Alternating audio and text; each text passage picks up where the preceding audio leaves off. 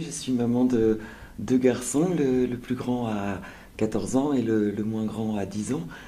Il y a 5 ans, Timothée, donc le plus petit, qui avait presque 5 ans, a été diagnostiqué avec un diabète de type 1 et équipé d'une pompe à insuline, parce que son pancréas ne fabrique plus du tout d'insuline. C'est une maladie auto-immune où le corps attaque les cellules de l'enfant, les cellules qui fabriquent l'insuline. Donc on avait le choix entre soit des injections, 4 à 5 piqûres par jour, soit la pompe à insuline.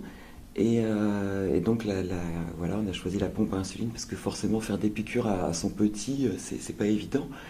Et la pompe est fournie dans une pochette qui est une pochette médicale.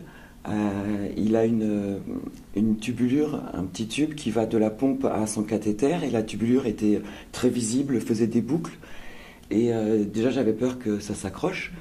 Et en plus, c'était vraiment un signe extérieur de la maladie. Donc j'ai vraiment cherché tout de suite une pochette plus sympa, plus adaptée. Et en fait, il n'y avait rien en France, donc j'ai sorti la machine à coudre de ma maman du grenier. Et puis j'ai commencé à coudre des pochettes pour lui. Donc j'ai créé un blog, j'ai commencé comme ça de façon très amateur à distribuer mes pochettes. Et puis quand j'ai vu qu'il y avait vraiment une demande, en fait, je me suis déclaré comme auto-entrepreneur de façon à donner un cadre juridique à tout ça. Et petit à petit, je me suis rendu compte qu'il y avait de plus en plus de gens qui vivaient avec un dispositif médical, soit au quotidien, comme les enfants qui ont une pompe à insuline, ou les adultes qui ont une pompe à Parkinson, ou des gens qui vont porter pendant 24 heures ou pendant quelques jours un holter cardiaque, par exemple.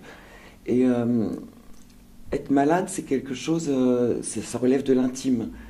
On doit avoir le choix d'en parler ou pas.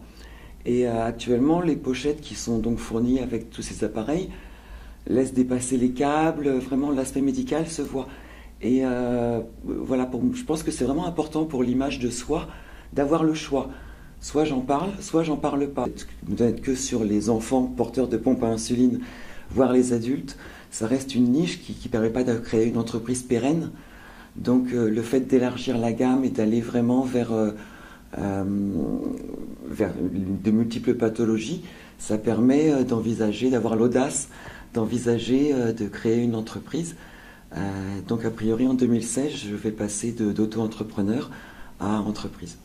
Et pour les adultes, j'ai développé des produits principalement pour les femmes qui, quand elles ont une pompe à insuline, sont vraiment embêtées pour se mettre en robe. Donc un foulard avec la pompe, une petite poche pour la pompe qui permet de...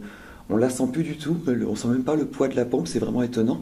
Et donc on peut mettre une robe, la tubulure passe ensuite derrière dans l'encolure, ou une fleur, en fait, c'est une petite pochette en velours élastique, et avec une fleur qui cache cette pochette, ça permet de la mettre soit dans le décolleté, soit à la ceinture, des solutions innovantes pour s'adapter justement à la sortie vers l'extérieur de tous ces dispositifs.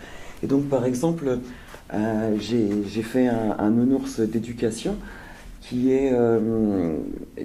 porte donc une petite pompe à insuline, et il a les zones où on peut faire les injections et où on peut insérer le cathéter qui sont en velcro velours.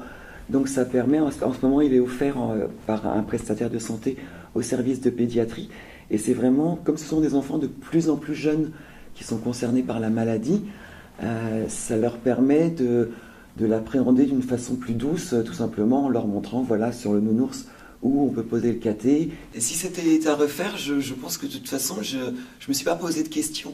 Je l'ai fait parce que il fallait le faire, et à partir du moment où je me suis posé la question, est-ce que j'arrête parce que voilà, je n'avais plus de besoin personnel de le faire, c'était plus une thérapie, je ne pouvais pas arrêter parce que j'avais identifié vraiment des besoins chez des gens qui n'étaient pas satisfaits, et que je peux le faire, donc il faut le faire, donc il fallait que je trouve un modèle économique qui permette de le faire.